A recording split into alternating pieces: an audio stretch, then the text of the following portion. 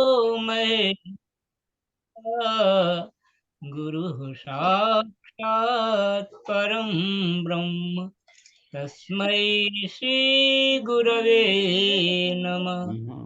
तस्मै श्री गुरवे नमः। नमः शिवाय गुरवे नादबिन्दुकलात्मने निरञ्जनपदं याति नित्यं यत्र परायणः।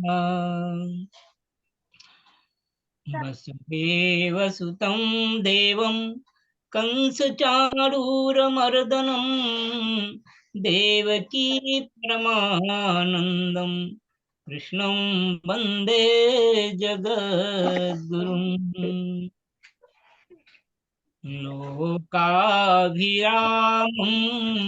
रणरङ्गधीरं राजीवनेत्रं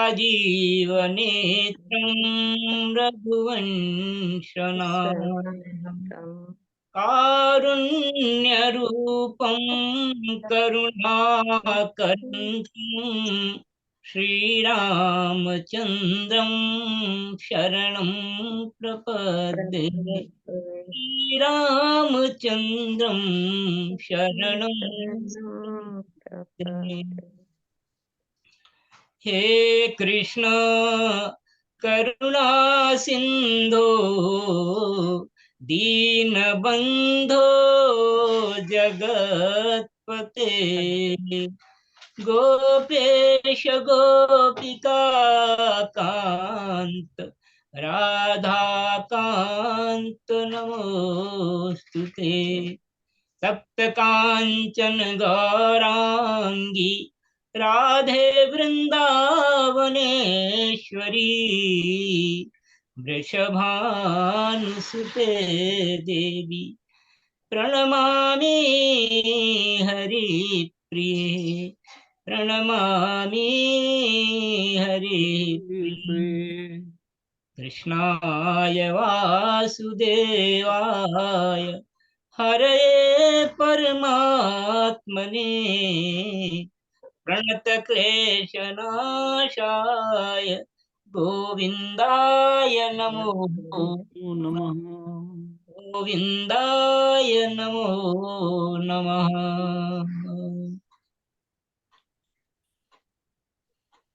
हरि ओम। गुरुभ्यो नमः। अतुलित बलधामं हेमशैलावदेहं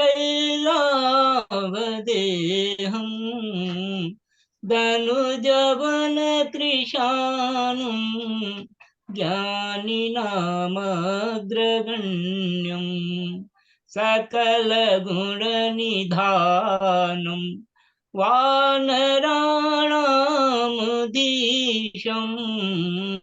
रघुपति प्रिय भक्तं वातजातं नमामि।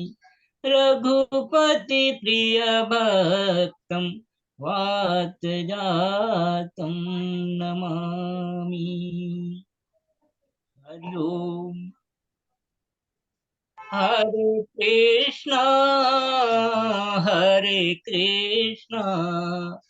कृष्णा कृष्णा हरे हरे।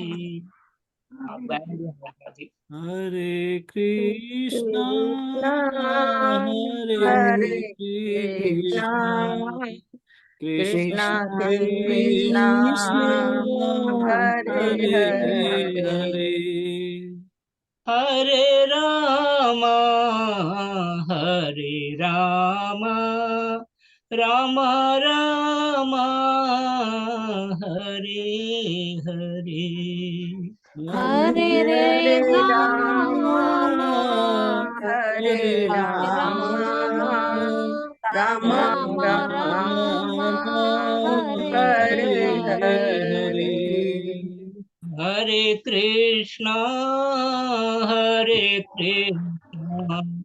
कृष्ण हरे कृष्णा हरे कृष्णा क्या हरे बोल। हरे कृष्णा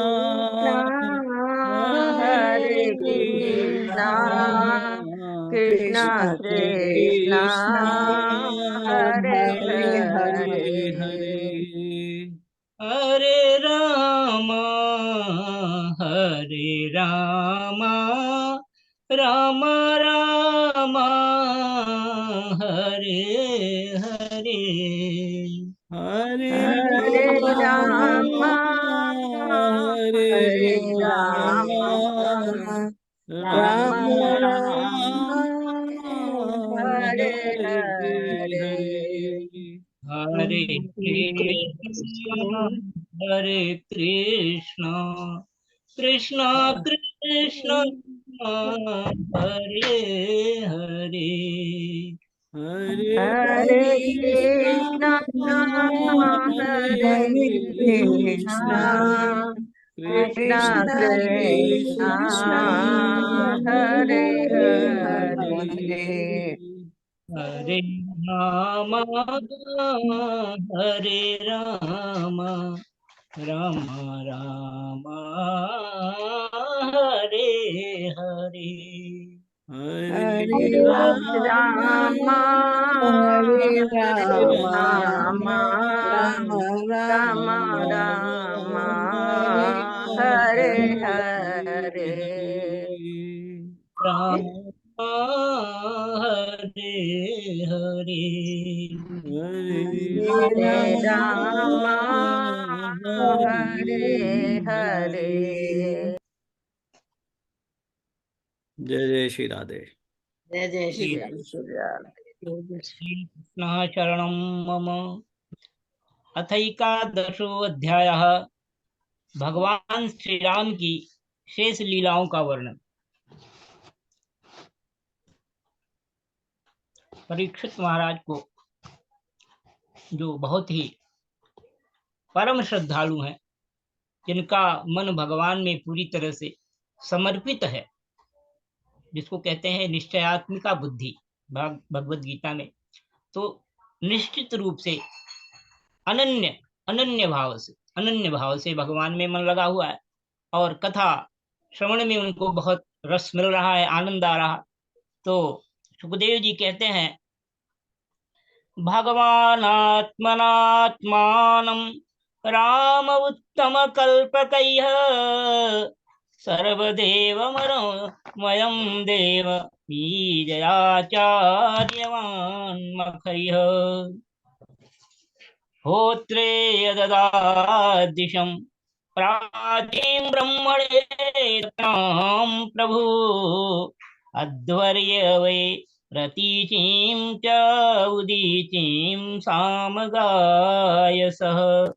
श्री सुखदेव जी महाराज कहते हैं कि हे परीक्षित, भगवान श्री राम ने गुरु वशिष्ठ जी को अपना आचार्य बनाकर उत्तम सामग्रियों से युक्त यज्ञों के द्वारा अपने आप ही अपने सर्वदेव स्वरूप स्वयं प्रकाश आत्मा का यजन किया।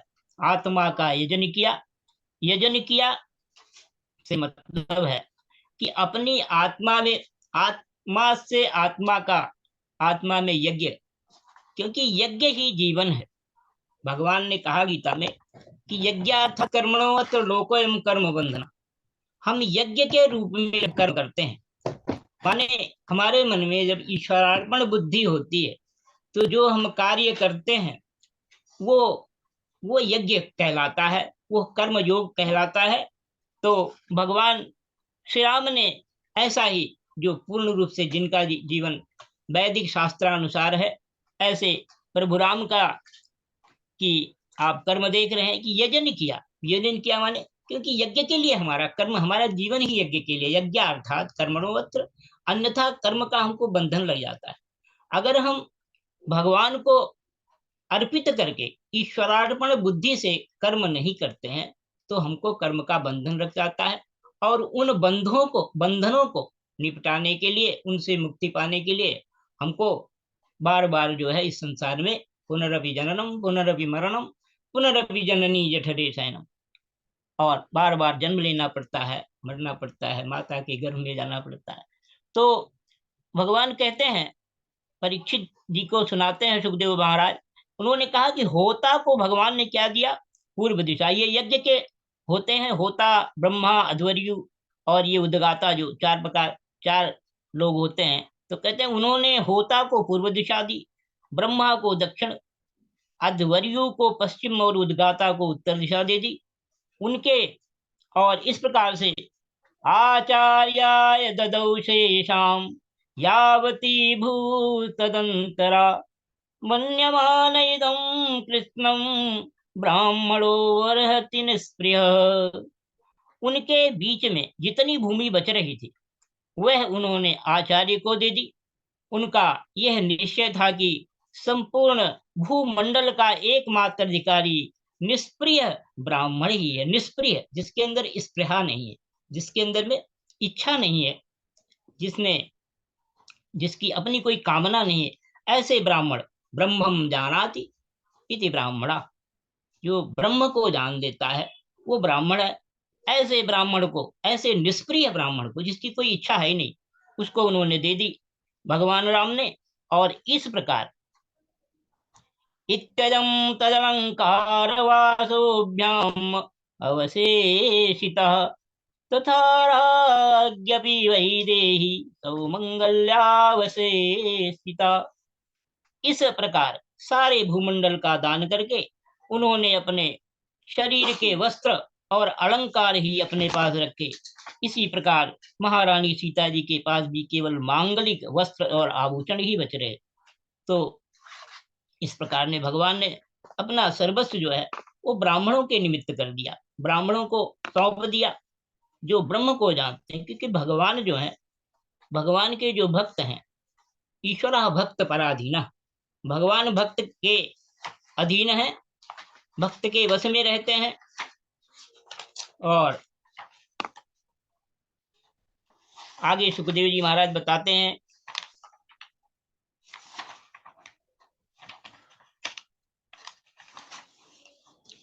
कहते ते तु ब्रह्मण्य देवस्य वात्सल्यं वीक्ष संस्तुतं प्रीताः तसिद्धियस्तस्मै प्रत्यर्हेदं ववाशिरे अप्रक्तं नस्तया किं नु भगवन् भुवनेश्वर यज्ञन्नोरन्तरहृदयं विश्वतमो हंसी स्वरोचिषा। जब आचार्य आदि ब्राह्मणों ने देखा कि भगवान श्री राम तो ब्राह्मणों को ही अपना इष्ट देव मानते हैं, उनके हृदय में ब्राह्मणों के प्रति अत्यंत स्नेह है, तब उनका हृदय प्रेम से द्रवित हो गया। उन्होंने प्रसन्न होकर सारी पृथ्वी भगवान को लौटा दी और कहा, देखिए इस प्रकार का निष्प्रिय की जो बात कही गई है, निष्प्रिय ये एक बहुत बड़ा जो है ब्रह्मत्व का एक बहुत बड़ा, ब्राह्मणत्व का बहुत बड़ा अर्थ है निष्प्रिय। उन्होंने लौटा दी और फिर प्रभु और क्या कहा, आप सब लोकों के एकमात्र स्वामी हैं, आप तो हमारे हृदय के भीतर रहकर अपनी ज्योति से अज्ञान अंधकार का नाश कर रहे हैं। ऐसी स्थिति में भला आपने हमें क्या नहीं दे रखा है। देखिए ये होती है समझदारी। जब हमको ये बोध हो जाता है, अंदर की अनुभूति हो जाती है, अपने हृदय में रहने वाले अंतर्यामी परमात्मा का रियलाइजेशन जो होता है, जो अनुभूति होती है वो हो जाती है, तो ऐसी भावनाओं का जन्म होता है, ऐसी बातें समझ में आती हैं। वास्तव में ये सारा मामला जो है भगवत भक्ति का, ये अंदर का विषय है, अंदर की अनुभूति है। हमारे हृदय में उस प्रेम का जन्म होता है जिसके लिए जो रस है। और कहते हैं कि नमो ब्रह्मण्य देवाय रामाय कुंठ मेधसे उत्तम श्लोक धुर्याय न्यस्तदंडार्पितांग्रये कदाचिल्लोक जिज्ञासुर्गूढ़ो रात्यामलक्षितः चरन्वाचो शृणोद रामो भार्यामुद्दिश्य कस्यचित्। आपका ज्ञान अनंत है। भगवान हरि अनंत, हरि कथा अनंता। ये अनंत शब्द जो है ये परमात्मा के लिए आता है। जैसे आकाश की बात हम करते हैं, ऐसे भगवान जो है वो सर्व व्यापी है, कण कण में व्याप्त है, हमारे अंदर भी है। यजुर्वेद का एक बड़ा सुंदर मंत्र है, तदेजत तन्निजत तद्दूरे तदंतिके तदंतर सर्वस्य तद सर्वस्य वाहता। वह दूर भी है, पास भी है, आस पास भी है, और हमारे अंदर भी है, हमारे बाहर भी है, जिसको हम कहते हैं सच्चिदानंद घन। घन का मतलब है वो बिल्कुल ठोस ठोस जो है, सारे सारे इस जगत के, इस ब्रह्मांड के मूल में, आधार के रूप में परमात्मा जो है वो, परमात्मा परमात्मा शक्ति जो है, परमात्मा तत्व जो है वो व्याप्त है। हमको ऐसा समझना चाहिए। और तो ब्राह्मणों ने क्या कहा कि आपका ज्ञान अनंत है, पवित्र कीर्ति वाले पुरुषों में आप सर्वश्रेष्ठ हैं। उन महात्माओं को जो किसी को किसी प्रकार की पीड़ा नहीं पहुंचाते, आपने अपने चरण कमल दे रखे हैं। ऐसा होने पर भी आप ब्राह्मणों को अपना इष्ट देव मानते हैं। भगवान आपके इस राम रूप को हम नमस्कार करते हैं। कहते हैं हम नमस्कार करते हैं। उत्तम श्लोक धुर्याय तमो हंसी सरोचिषा अप्रमत्तम नस्तया किन्नु भगवान भुवनेश्वर। इस प्रकार से भगवान को नमस्कार किया रामाय कुंठमेध से। और आगे कहते हैं, परीक्षित महाराज को बता रहे हैं सुखदेव जी,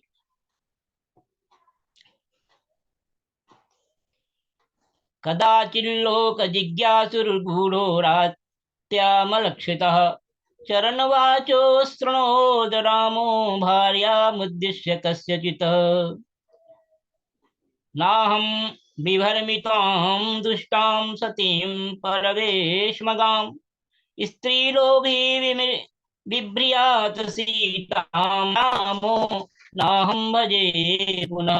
परीक्षित, एक बार अपनी प्रजा की स्थिति जानने के लिए भगवान श्री राम जी रात के समय छिप कर बिना किसी को बतलाए हुए घूम रहे थे। उस समय उन्होंने किसी की एक बात सुनी। वह अपनी पत्नी से कह रहा था कि अरे तू दुष्ट और उल्टा है, तू पराये घर में रहकर आई है।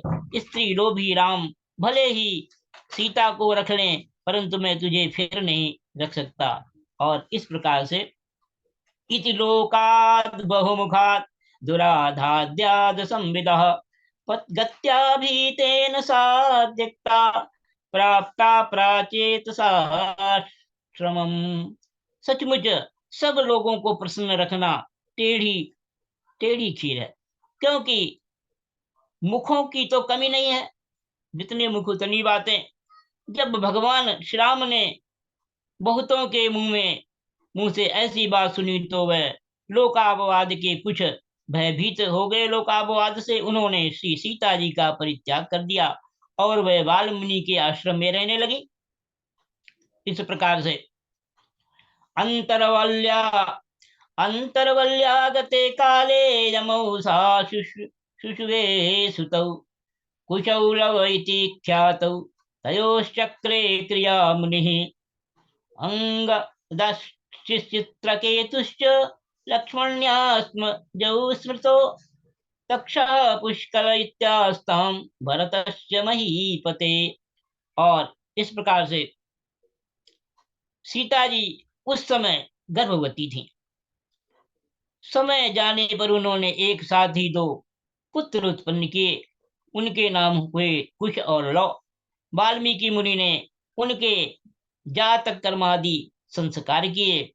लक्ष्मण जी के दो पुत्र हुए, अंगद और चित्रकेतु। इस प्रकार से परीक्षित को बता रहे हैं सुखदेव महाराज, कह रहे हैं कि इसी प्रकार भरत जी के भी दो पुत्र हुए, तक्ष और पुष्कल, तथा शत्रुघ्न के भी दो पुत्र हुए, सुबाहु और श्रुत सेन। और भरत जी ने दिग विजय में करोड़ों गंधर्वों का सादर का संहार किया। इस प्रकार से सुबाहु सुतनेनश्च शत्रुघ्नश्च बभूवतुः गंधर्वान् कोटिशो जग्ने जग्ने भरतो विजये दिशाम् तदीयं धनमानीय सर्वं राज्ञेन वेदयत् शत्रुघ्नश्च मधोः पुत्रं लवणं नाम राक्षसम् हत्वा मधुवने चक्रे मधुरां नाम वैपुरीम् मुनौ निक्षिप्य तनयौ सीता भरता विवाह सीता ध्यायन्ती रामचरणौ विवरं प्रविशे प्रविवेशः। और इस प्रकार से तथा भरत जी ने दिग्विजय में करोड़ों गंधर्वों का संहार किया। उन्होंने उन्होंने उनका सब धन लाकर अपने बड़े भाई भगवान श्री राम जी की सेवा में निवेदन किया। शत्रु जी ने मधुवन में मधु के पुत्र लवण नामक राक्षस को मारकर वहां मथुरा मथुरा नाम की पुरी बसाई। और भगवान श्री राम के द्वारा निर्वासित सीता जी ने अपने पूर्वजों वाल्मीकि जी के हाथों में सौंप दिया और भगवान श्री राम के चरण कमलों का ध्यान करती हुई वह पृथ्वी देवी के लोक में चली गई। बोलिए श्री कृष्ण भगवान की जय। बोलिए सियापति रामचंद्र की जय। जय। इस समय आप कुछ बोलना चाहें तो भजन आदि। कृष्ण हरे हरे राम राम राम हरे हरे। हरे हरे कृष्ण कृष्ण हरे हरे कृष्ण कृष्ण कृष्ण कृष्ण कृष्ण कृष्ण हरे हरे हरे हरे हरे राम हरे राम राम राम राम राम राम हरे हरे। हरे जय जय तच्छ्रुत्वा भगवान् रामो रुन्दन्नपि दिवा धिया शुचः स्मरंस्तया तस्या गुणास्तास्नाश्लोकाश्रक्नात् रोदधुमीश्वरः। स्त्री पुं प्रसंगः एतादृक् सर्वत्र त्रासमावह। अपीश्वराणां किमुत ग्राम्यस्य गृहचेतसः। ये समाचार सुनकर भगवान श्री राम ने अपने शोक वेश को बुद्धि के द्वारा रोकना चाहा, परंतु परम समर्थ होने पर भी वह उसे रोक न सके, क्योंकि उन्हें जानकी जी के पवित्र गुण बार बार स्मरण हो आया करते थे। हे परीक्षित, भगवान सुखदेव कह रहे हैं महाराज कि हे परीक्षित, यह स्त्री और पुरुष का संबंध सब कहीं इसी प्रकार दुख का कारण है। यह बात बड़े बड़े समर्थ लोगों के विषय में भी ऐसी ही है। फिर गृहासक्त विषयी पुरुष के संबंध में तो कहना ही क्या है। देखिए, गृहस्थाश्रम बहुत उत्तम आश्रम है, इसको समझे सराहा है, लेकिन कहीं भी जब आसक्ति बीच में आ जाती है तो वो बाधा पहुंचाती है, हमारे मन को विक्षेपित करती है। इस प्रकार से ये ततवूर्ध्वं ब्रह्मचर्य धारयन् जुहोत प्रभु त्रयोदशाब्दसहस्रम् अग्निहोत्रमखण्डितम् स्मरतां हृदि विन्यस्य विद्धुं दण्डककण्टकैः स्वपादपल्लवं रामात्मज्योतिरगात् ततः। इसके बाद भगवान श्री राम ने ब्रह्मचर्य धारण करके 13,000 वर्ष तक अखंड रूप से अग्निहोत्र किया। ये परंपरा थी, त्रेता युग की परंपरा। तदंतर उसके पश्चात अपना स्मरण करने वाले भक्तों के हृदय में अपने उन चरण कमलों को स्थापित करके, जो दंडक वन के कांटों से बिंध गए थे, अपने स्वयं प्रकाश परम ज्योतिर्मय धाम में चले गए। बोलिए सियापति रामचंद्र की जय। इस प्रकार से स्मरताम हृदय विन्यस्य और नेदम यशो रघुपते श्रेयांचयात् लीलातनोरधिक साम्य मुक्तदाम्नः रक्षो बधो जलधिबन्धनमख मश्रपूरौ पूगैः किं तस्य शत्रुहनने कपयः सायाः। हे परीक्षित, सुखदेव जी महाराज कह रहे हैं कि भगवान के समान प्रतापशाली और कोई नहीं है, फिर उनसे बढ़कर तो हो ही कैसे सकता है। उन्होंने देवताओं की प्रार्थना से ही यह लीला विग्रह धारण किया था। भगवान तो आए थे देवताओं के, कि आप जब सबने देवताओं ने प्रार्थना किया, तभी भगवान ने कहा कि सब लोग जो है धैर्य धारण करो और मैं अवतरित होऊंगा। तो ऐसी स्थिति में रघुवंश शिरोमणि भगवान श्री राम के लिए यह कोई बड़े गौरव की बात नहीं है कि उन्होंने अस्त्र शस्त्रों से राक्षसों को मार डाला, या समुद्र पर पुल बांध दिया। भला उन्हें शत्रुओं को मारने के लिए बंदरों की सहायता की भी आवश्यकता थी क्या? ये सब उनकी लीला ही है। देखिए, ये सारा का सारा कार्यक्रम जो है भगवत लीला है। भगवान भक्तों को आनंदित करने के लिए, भक्तों को, ताकि भगवान जो है प्रथम भगति संतन कर संगा, दूसर रति मम कथा प्रसंगा। भगवान ने कहा कि मेरी कथा जो है, ये दूसरी भक्ति भगवान ने शबरी के प्रकरण में कहा है, राम जी ने। तो कहते हैं कि ये भगवान तो आते ही हैं भक्तों को आनंदित करने के लिए, और भगवान तो कर्तुम अकर्तुम अन्यथा कर्तुम समर्था, कुछ भी करने में भगवान सक्षम है। उनके भ्रिकुटी भ्रिकुटी मात्र के उससे जो है कुछ भी हो सकता है। तो ऐसी स्थिति में भगवान के लिए कुछ भी कहना, कुछ भी करना, ये तो उनकी लीला है। रावण रावण जो है वो भगवान का इतना इतना घनिष्ठ पार्षद रहा, और वो, और लेकिन भगवान की लीला है। ये आपस की अंडरस्टैंडिंग है इन लोगों के भैया, इसके संबंध में हम लोग क्या कह सकते हैं? ये बहुत बड़ी बात है, और ये भक्त लोग ही समझ सकते हैं। यच्चामलं निपदस्तु यशोधुनापि गायन्त्यग्नमृषयो दिगिवेन्द्रपट्टम् तं नाकपालवसुपालकिरीटजुष्ट पादाम्बुजं रघुपतिं शरणं प्रपद्ये। पादाम्बुजं रघुपतिं शरणं प्रपद्ये। भगवान श्री राम का निर्मल यश समस्त पापों को नष्ट कर देने वाला है। यह इतना फैल गया है कि दिग्गजों का श्यामल शरीर भी उसकी उज्ज्वलता से चमक उठता है। आज भी बड़े बड़े ऋषि महर्षि राजाओं की सभा में उसका गान करते रहते हैं। स्वर्ग के देवता और पृथ्वी के नरपति अपने कमनीय किरीटों से उनके चरण कमलों की सेवा करते रहते हैं। मैं उन्हीं रघुवंश शिरोमणि भगवान श्री रामचंद्र जी की शरण ग्रहण करता हूँ। इस प्रकार से सुखदेव भगवान जो है, सुखदेव महाराज भगवान की वंदना कर रहे हैं। स स्पृष्टो विदृष्टो वा संविष्टो अनुगतोऽपि वा कोसलास्ते युस्थानं यत्र गच्छन्ति योगिनः पुरुषो रामचरितं श्रवणैरुपधारयन् अनु आनिशंस्य परो राजन् सर्वबन्धैर्विमुच्यते।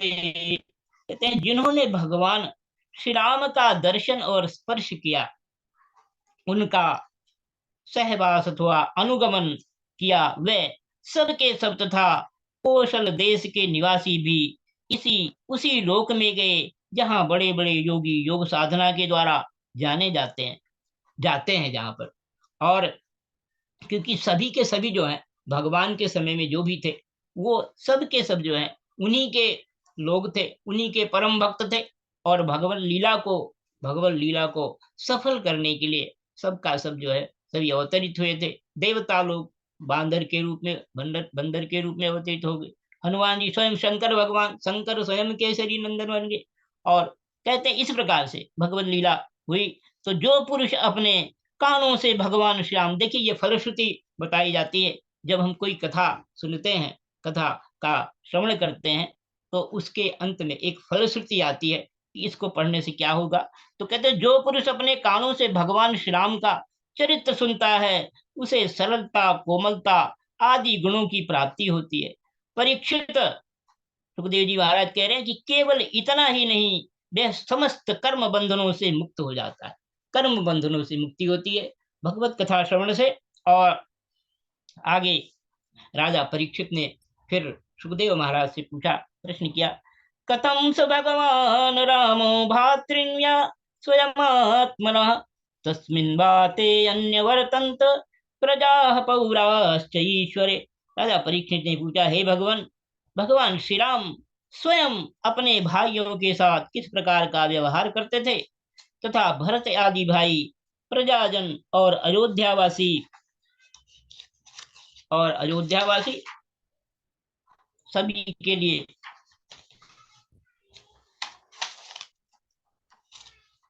तो भगवान श्री राम के प्रति कैसा बर्ताव करते थे, सबका व्यवहार कैसा था, इस पर राजा परीक्षित ने ऐसा प्रश्न किया। तो श्री शुकवाच, सुखदेव भगवान महाराज कहते हैं, अथादिशद दिग्विजये भ्रातृ त्रिभुवनेश्वर आत्मानं दर्शयन् स्वानां पुरीम् ऐक्षत सानुगः आसक्ति मार्गां गंधोदयी करिणां मदशीकरैः स्वामिनं प्राप्तमालोक्य मत्तां वासुतरामिव। श्री सुखदेव जी महाराज कहते हैं कि त्रिभुवनपति महाराज श्री राम ने राज सिंहासन स्वीकार करने के बाद अपने भाइयों को दिग्विजय की आज्ञा दी और स्वयं अपने निज जनों को दर्शन देते हुए अपने अनुचरों के साथ है पुरी को देख रेख करने लगे। और उस समय अयोध्यापुरी के मार्ग सुगंधित जल और हाथियों के मद कणों से सिंचे रहते। ऐसा जान पड़ता मानो ये नगरी अपने स्वामी भगवान श्री राम को देखकर अत्यंत मतवाली हो रही है। ऐसा क्योंकि जो कुछ भी था वहां पर, चाहे जो पूरी प्रकृति, जब जब जब भगवान जो है, जो जिनको हम पुरुष भी कहते हैं, तो कहते हैं भगवान राम जो है जो मायापति हैं, तो माया तो उनकी दासी है, तो भगवान की सेवा के लिए संपूर्ण प्रकृति उनके अनुकूल हो गई है। तो कहते हैं प्रासाद गोपुर चैत्य देवगृहादिषु विन्यस्त हेम कलशैः पताकाभिश्च पन्मण्डितां मृगैः सवृन्तैः रम्भाभिः पट्टिकाभिः सुवाससाम् आदर्शैरङ्कुशुकैः शग्भिः कृतकौतुकतोरणाम्। उसके महल, फाटक, सभा भवन, विहार और देवालय आदि में सुवर्ण के कलश रखे हुए थे और स्थान स्थान पर पताकाएं फहरा रही थी। यह यह ठन डंठल समेत सुपारी, केले के खंभे और सुंदर वस्त्रों के पट्टों से सजाई हुई थी। दर्पण, वस्त्र और पुष्पमालाओं से तथा मांगलिक चित्रकारियों और बंधनवारी से सारी नगरी अयोध्या नगरी पूरी की पूरी जगमगा रही थी। और इस प्रकार से तमोपेस्तु तत्र पौरा अर्हण पाणयः आशिषो युजुर्देव पाहि मां प्राक्त्वयोधधृताम्। ततः प्रजावीक्ष्य चिरागतं दिदीक्षयोत्सृष्ट गृहस्त्रियो नरा आरुह्यरं हरिमान्यरविन्दलोचनम् अतृप्त नेत्राः कुसुमैर्रवाकिरन्।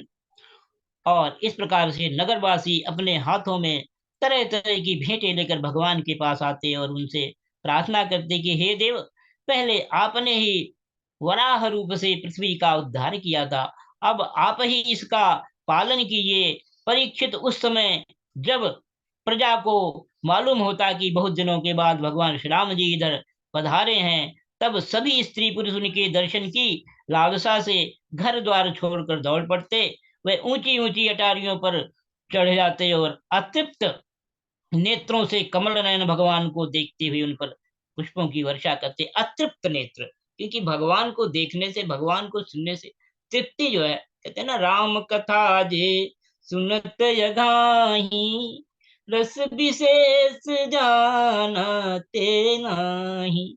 जो भगवान की कथा को, भगवान को देखने से, भगवान के चिंतन से जो जिनका पेट जो तृप्त हो जाते हैं, वो उन्होंने रस को जाना नहीं। कि तो ये, क्योंकि ये तो वर्धयेत तो दिने दिने, ये भगवान का जो प्रेम है ये दिन दिन इतना बढ़ता जाता है, नव नव जो है नया नया नया होता जाता है। ऐसा भगवत प्रेम है।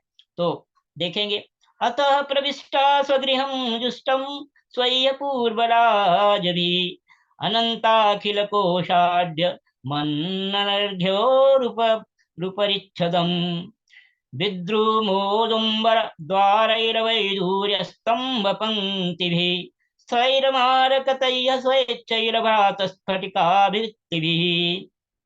और इस प्रकार से प्रजा का निरीक्षण करके भगवान फिर अपने महल में आ जाते। उनके, देखिए राम राज्य की बात है तो इस संबंध में तो कहना ही क्या है, अद्भुत है।